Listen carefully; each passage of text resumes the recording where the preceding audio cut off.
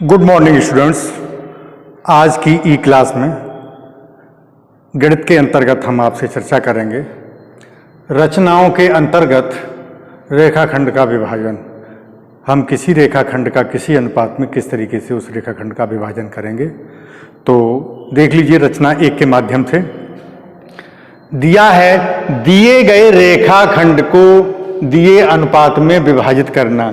ए कोई रेखाखंड है, ये आपका ए बी किसी भी माप का हो सकता है, उसको हमें विभाजित करना है अनुपात 3:2 में। इस रेखाखंड को हमें 3:2 में विभाजित करना है। तो हम इसको कैसे करेंगे तो देखिएगा, सबसे पहले आपका दिया हुआ एक रेखाखंड है, उसको आप खींच लीजिए। ये ए बी दी हुई माप का आपका जो रेखाखंड है 5 सेंटीमीटर, 6 सेंटीमीटर, 10 सेंटीमीटर, XYZ जो भी हो सकता है, उस माप के रेखाखंड को आप खींच लीजिएगा। रेखाखंड खींचने के पश्चात आप इसके सिरे ए से चाहे सिरे बी से कहीं से भी शुरुआत कर सकते हैं, ऐसी कोई समस्या नहीं है, से एक न्यून कोण बनाती हुई रेखा ऊपर की ओर अथवा नीचे की ओर। इस रेखा को हमने ऊपर की ओर खींचा, इसी AX रेखा को हम नीचे की ओर भी खींच सकते थे। तो ये न्यून कोण, ध्यान रहे कि ये रेखा न्यून कोण बनाती हुई रेखा हो, न्यून कोण से अधिक कोई कोण नहीं होना चाहिए। ये न्यून कोण बनाती हुई रेखा आपने खींच ली। इसके पश्चात ऊपर की ओर खींच ले, चाहे इसी को इस क्रम में नीचे की ओर भी खींचा जा सकता है। खींचने के पश्चात प्रकार में एक निश्चित दूरी लेकर के इसको, ये आपका अनुपात दिया हुआ है 3:2, इसको जोड़ लीजिएगा। 3 और 2 मिलकर के होते हैं ये 5। दिए अनुपात का योग 3 + 2 = 5।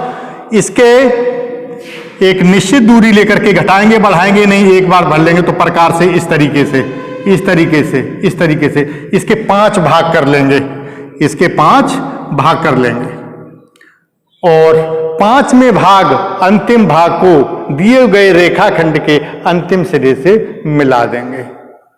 इतना इजीली कर लेंगे, मैं समझता हूं कहीं कोई प्रॉब्लम नहीं होगी। अंतिम भाग को मिलाने के पश्चात आपका अनुपात है 3:2। तो मिलाने के पश्चात इस A5B, ये जो रेखा है A5B, इसका अंतिम सिरा अंतिम बिंदु के अंतिम भाग के अंतिम रेखाखंड के अंतिम सिरे से जो मिलाया गया था, A5B इस रेखा के समानांतर A3 से इस रेखा के समानांतर यहां से एक रेखा खींच दीजिए आप, जो दी हुई रेखाखंड को बिंदु P पर यहां पर मिलती है। तो इस तरीके से AP अनुपात PB 3:2 होगा। ये 3 भाग होंगे और ये 2 भाग होंगे। इस तरीके से इस रेखा को हम दिए हुए अनुपात 3:2 में विभाजित कर सकते हैं। इसको समानांतर रेखा खींचने के लिए तो या तो सेट स्क्वायर का प्रयोग करें, या फिर कोई सा चाप लेकर के चाप लगा दीजिएगा। ये कोण बन गया हमारा, ऐसे ही एक चाप लगा दीजिएगा और इस कोण के बराबर इसमें से यहां से काट लीजिएगा और इसका जो कटान बिंदु है, उस कटान बिंदु से होकर के ये रेखा खींच दीजिएगा। तो ये कोण और ये कोण बना बराबर हो गए। ये कोण होंगे संगत कोण। जब संगत कोण बराबर होते हैं तो उनके द्वारा कोण बनाने वाली रेखाएं ये आपस में समानांतर होती हैं। तो ये रेखा और ये रेखा समानांतर हो गई। इस तरह से AB रेखाखंड AP अनुपात PB 3:2 में विभाजित हो गया। इस तरीके से करेंगे।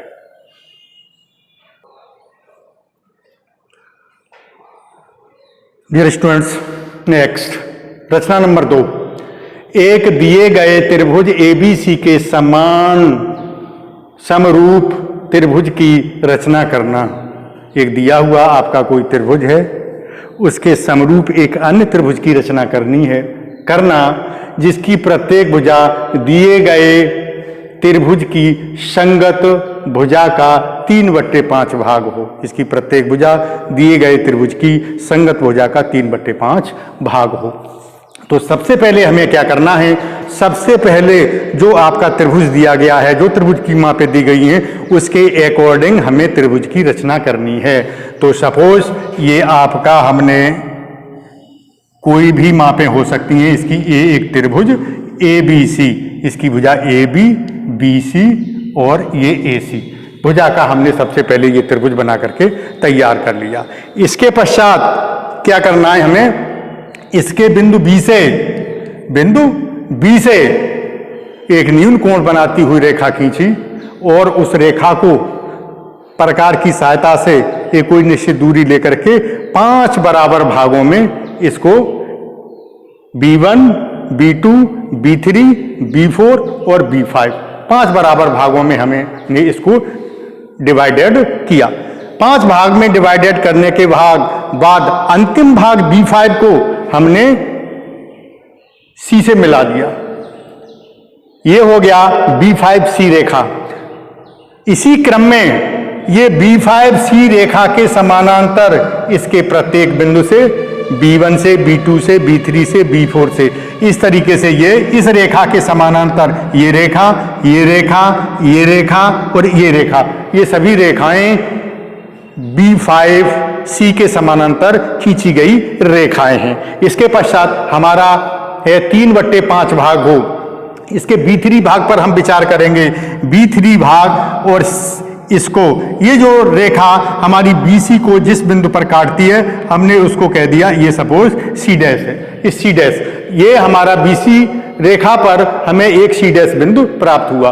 अब इस C डैश से इस AC के समानांतर, ये भुजा AC के समानांतर A डैश और C रेखा हमने खींची और ये AB रेखा को बिंदु A डैश पर मिलती है जाकर के। इस प्रकार से A डैश, B और C डैश, ये त्रिभुज और ABC त्रिभुज, ये दोनों त्रिभुज आपके समरूप हुए। एक बार और देख लीजिएगा, इन रेखाओं को समानांतर खींचने के लिए यहां से ये चाप लगाया और ये कोण हो गया, यहां से ये चाप लगाया और इसके बराबर प्रकार में दूरी भर के यहां से हमें इस तरीके से ये काटना होगा, जहां काट लेंगे और इसके कटान बिंदु से मिलाती हुई और C डैश को मिलाती हुई रेखा खींचेंगे। आगे बढ़ने पर ये रेखा AB को A डैश बिंदु पर मिलती है। इस प्रकार से आपका A डैश, B और C डैश और त्रिभुज ABC समरूप त्रिभुज प्राप्त हो जाएंगे। हम इसको इजीली ज्ञात कर सकते हैं। अब आप देख रहे हैं यहां पर ये जो संख्या है ऊपर छोटी है और नीचे बड़ी है। जब संख्या ऊपर छोटी होगी नीचे बड़ी होगी तब इस प्रकार से जो समरूप त्रिभुज, मेन त्रिभुज का जो समरूप त्रिभुज बनेगा इसी के अंतर्गत बनेगा। एक पोजीशन ऐसी आएगी कि ये रेखा, बड़ी रेखा ऊपर होगी, छोटी रेखा नीचे होगी, तब समरूप त्रिभुज बाहर की ओर बनेगा। ये नेक्स्ट आप रचना में देखें।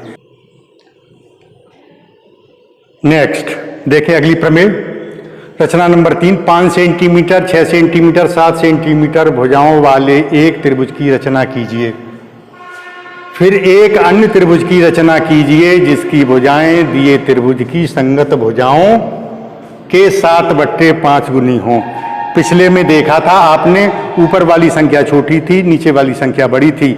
अब अनुपात की, अब ऊपर वाली संख्या बड़ी है, नीचे वाली संख्या छोटी है।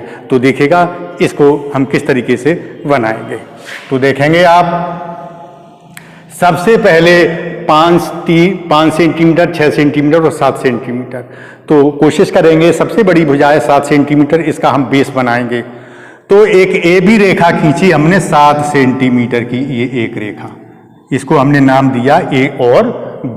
ठीक है, A और B नाम देने के पश्चात फिर हमने 5 सेंटीमीटर की प्रकार में दूरी भरी और एक चाप लगाया यहां से A सिरे से, और B सिरे से 6 सेंटीमीटर प्रकार में दूरी भरी और एक चाप लगाया। ये दोनों चाप बिंदु C पर काटते हैं माना, तो इसको C को A से और B से मिलाया। इस प्रकार से हमारा त्रिभुज A, B और C 7 सेंटीमीटर, 6 सेंटीमीटर और 5 सेंटीमीटर दी हुई मापें थीं, उन मापों का हमारा त्रिभुज बन करके तैयार हो गया। फिर एक अन्य त्रिभुज की रचना कीजिए जिसकी भुजाएं दिए हुए त्रिभुज की संगत भुजाओं के 7/5 गुनी हो। इसके लिए हमें क्या करना है, वही प्रोसेस। सबसे बड़ी संख्या 7, बिंदु ए से न्यून कोण बनाती हुई हमने एक रेखा खींची।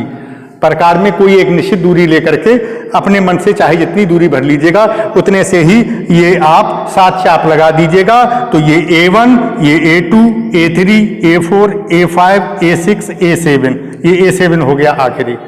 तो अब हमें विचार करना है ऊपर संख्या कितनी है, बड़ी संख्या 7 है और छोटी संख्या 5 है। अब इसके पश्चात आपको ध्यान रहे नीचे वाली संख्या जो 5 है, A5 को इस आधार वाली रेखा के आखिरी सिरे यानी B सिरे से इसको मिला दिया। तो ये हो गई हमारी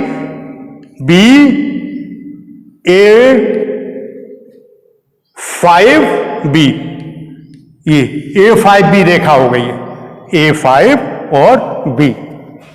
A5B रेखा के समानांतर A7, इस रेखा AB रेखा को इसको आगे बढ़ा दीजिएगा खींच करके, और A7 से A5B के समानांतर एक रेखा हमने खींच ली, एक रेखा खींच ली जो AB बढ़ाई हुई रेखा को B डैश पर मिलती है, यहां पर मिलती है। ठीक है, इसके पश्चात हमें क्या करना है, B डैश से BC रेखा के समानांतर, ये समानांतर रेखा ये खींची, इस AC को बढ़ाने पर ये C डैश पर यहां पर मिलती है। इस प्रकार से हमारा ये A, B डैश और C डैश, ये नवीन त्रिभुज हमारा पहले वाला त्रिभुज A, B और C, ये दोनों समरूप त्रिभुज बन गए। इस प्रकार ये हो गया आपका A, B dash, C dash त्रिभुज A, B डैश और C डैश समरूप त्रिभुज A, B और C, A, B और C, ये त्रिभुज हमारे बनेंगे जिसकी हमें रचना करनी थी।